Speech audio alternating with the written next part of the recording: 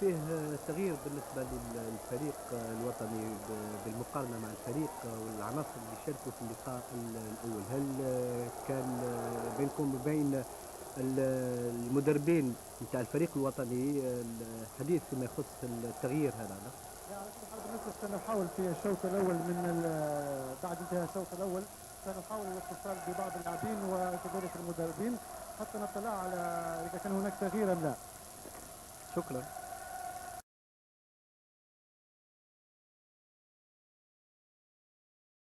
بالكأس الرابعة هذه ومنتخبنا الوطني للأواسط إناث بالمرتبة الثانية. إذا عشنا وإياكم لحظات تاريخية من عمر كرة اليد الوطنية.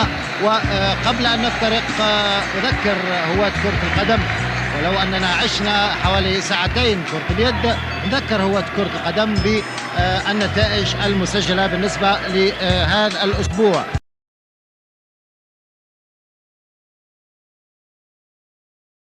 التلفزة الجزائرية بذلت جهودا معتبرة وجبارة لنقل اللقاء عبر القمر الاصطناعي مباشرة وبكل أمانة، إلا أن صعوبات تقنية حالت دون تقديم كل أطوار المقابلة، ومنها الهدف الزيمبابوي الذي كان قد سجل في الدقائق الأخيرة. إذن فمعذرة لبعض الصور التي لا نقدمها، وهذا لعدم تمكننا من التقاطها.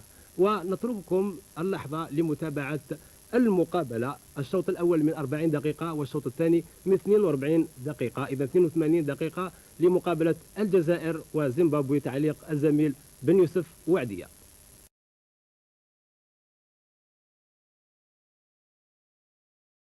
الفرصة على نفسه لنيل اللقب الشتوي قبل انتهاء مرحلة الذهاب. المقابلة المتأخرة بين الأمل والشبيبة لم تكن في القمة من حيث اللعب، ولكنها كانت قمة في الروح الرياضية وحسن الضيافة رغم أهمية اللقاء.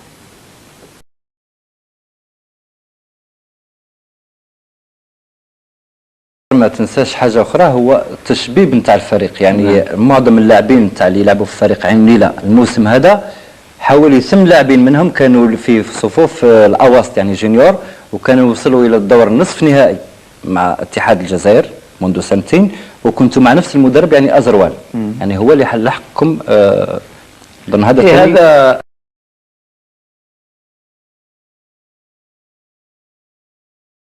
نعم مراد تفضل. على كل حال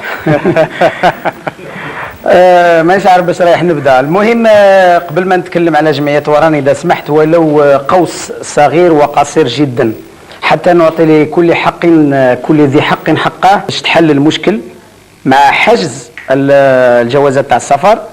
وكانت السفاره في اخذ ورد وفي مفاوضات، لكن مادام اعضاء السفاره كانوا طبعا وهذا شيء ضروري قايمين بالفريق فريق شبيبه القبائل، ربما ما قدروش باش يحلوا هذا المشكل.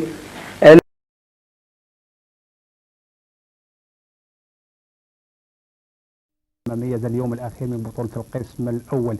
مولوديه قسنطينه فاز او توج كبطل بعد سلسله من النتائج المرضيه خاصه خلال المرحله الثانيه، وبعد كذلك نتيجه اليوم هدف ل0 فوق ارضيه ملعبه وامام جمهوره امام جمعيه وهران.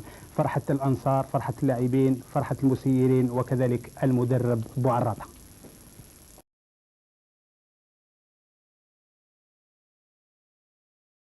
العام الجديد والشيء الجديد الملاحظ كذلك في خلال هذه المقابلة هو عودة الجمهور بكثرة، بحيث المدرجات كانت مملوءة، حوالي 30 ألف متفرج تنقلوا لملعب أول نوفمبر لمتابعة اللقاء اللي كان في القمة.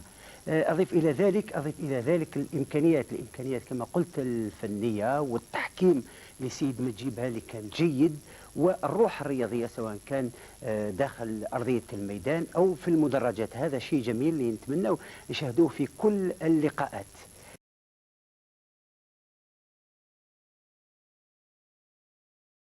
ورحمة الله تعالى وبركاته. كما كنتم تستمعون النشيد الوطني دوى اليوم القاعة البيضاوية التابعة للمركب الرياضي محمد بوضياف، وهذا بفضل المصارع رضا بن قدور الذي أصبح ابتداء من اليوم أول عربي وإفريقي ينال الميدالية الذهبية منذ نشأة رياضة الكاراتيه بكل جدارة واستحقاق. نال هذه الميدالية وأمام جمهور غفير شجعه وتجاوب معه حتى نهاية هذه المنازلة.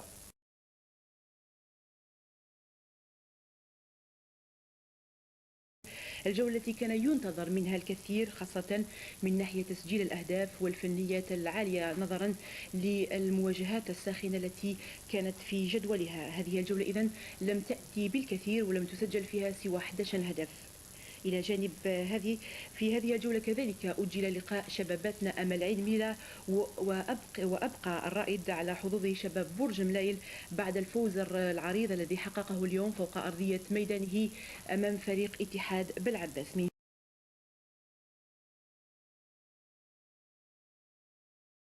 إيصال بروتوكولات دخول اللاعبين في ملعب أول نوفمبر بتجوز وقد انطلقت بعد بالنسبة للفريقين، ومباشرة على الخط بن يوسف وعدية واللقاء الشوط الأول من هذا اللقاء بين فريق شبيبة القبائل والنادي بنزرتي. بن يوسف مساء الخير.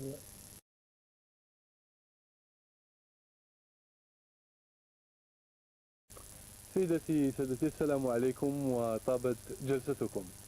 تأهبا للمشاركة في الأولمبياد القادمة تحول المنتخب الوطني للجودو أمس إلى كوبا لإجراء آخر تربص له هناك، يكون ختام السلسلة التحضيرية المكثفة التي قام بها لحد الآن. تربص كوبا سيمتد إلى غاية 15 جويلية الجاري قبل التوجه مباشرة إلى عاصمة ألعاب أتلانتا. حسن جابر.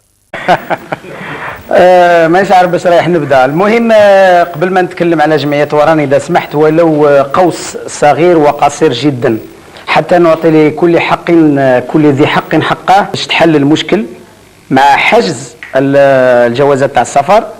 وكانت السفاره في اخذ ورد وفي مفاوضات، لكن مادام اعضاء السفاره كانوا طبعا وهذا شيء ضروري قايمين بالفريق فريق شبيبه القبائل، ربما ما قدروش باش يحلوا هذا المشكل.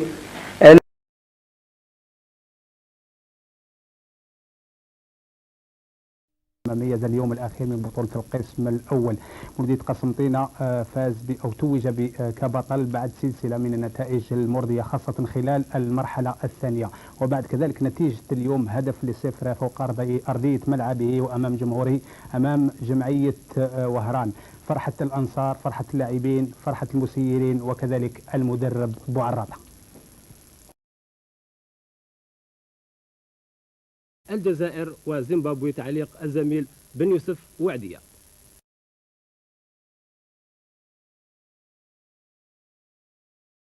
الفرصة على نفسه لنيل اللقب الشتوي قبل انتهاء مرحلة الذهاب. المقابلة المتأخرة بين الأمل والشبيبة لم تكن في القمة من حيث اللعب، ولكنها كانت قمة في الروح الرياضية وحسن الضيافة رغم أهمية اللقاء.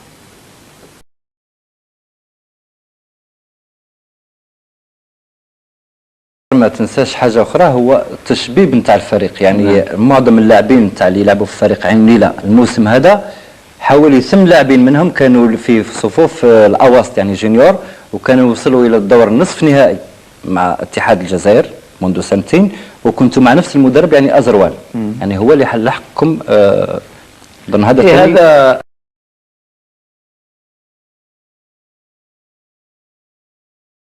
نعم مراد تفضل. على كل حال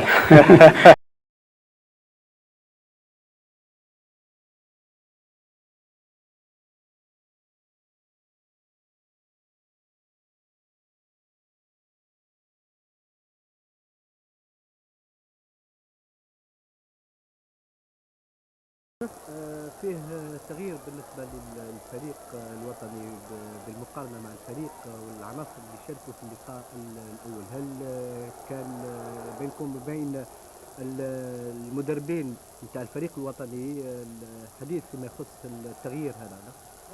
بالنسبة سنحاول في الشوط الأول بعد انتهاء الشوط الأول سنحاول الاتصال ببعض اللاعبين وكذلك المدربين حتى نطلع على إذا كان هناك تغيير أم لا.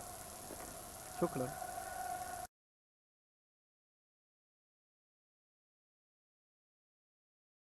بالكأس الرابعة هذه ومنتخبنا الوطني للأواسط إناث في المرتبة الثانية. إذا عشنا وإياكم لحظات تاريخية من عمر كرة اليد الوطنية. وقبل أن نفترق أذكر هواة كرة القدم، ولو أننا عشنا حوالي ساعتين كرة اليد، نذكر هواة كرة القدم بالنتائج المسجلة بالنسبة لهذا الأسبوع.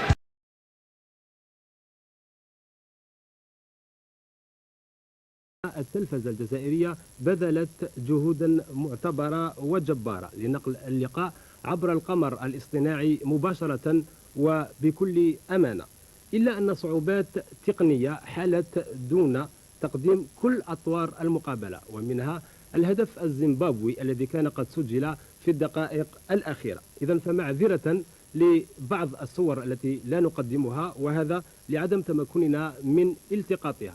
ونترككم اللحظة لمتابعة المقابلة، الشوط الأول من 40 دقيقة والشوط الثاني من 42 دقيقة، إذا 82 دقيقة لمقابلة. العامل الجديد والشيء الجديد الملاحظ كذلك في خلال هذه المقابلة هو عودة الجمهور بكثرة، بحيث المدرجات كانت مملوءة، حوالي 30 ألف متفرج تنقلوا لملعب أول نوفمبر لمتابعة اللقاء اللي كان في القمة. أضيف إلى ذلك الإمكانيات كما قلت الفنية والتحكيم لسيد مجيب اللي كان جيد، والروح الرياضية سواء كان داخل أرضية الميدان أو في المدرجات. هذا شيء جميل اللي نتمنى نشاهدوه في كل اللقاءات.